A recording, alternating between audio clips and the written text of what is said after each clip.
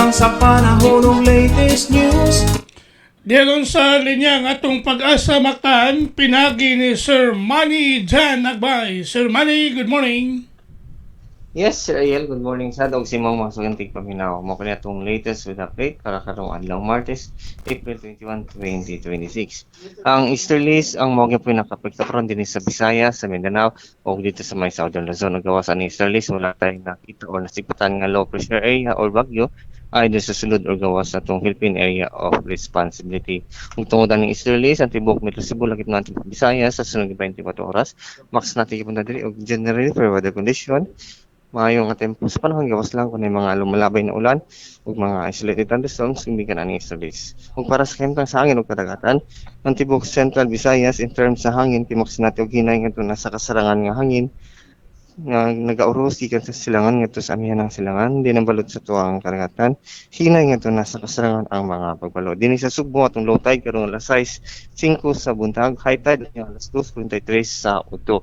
Temperatura karong adlaw mag-range sa 24 to 32 degrees Celsius. Atong maximum heat index forecast karong adlaw posibleng maabot 36 to 37 degrees Celsius. Atong sunrise kaniyang alas 5:34 sa buntag, atong sunset unyang alas 5:55 sa hapon.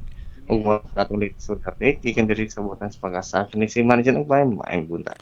Salamat, Sir Manny. May buntag sa pag-asa Mactan. Okay, sir. Good morning.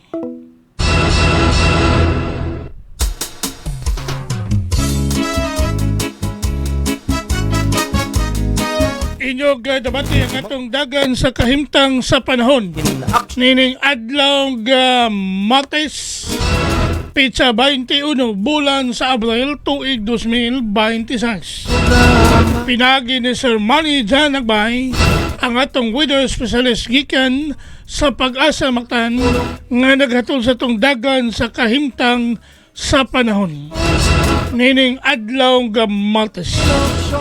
Salamat kayo ni Sir Manny Jan Agbay og mayong buntag sa pag-asa Mactan.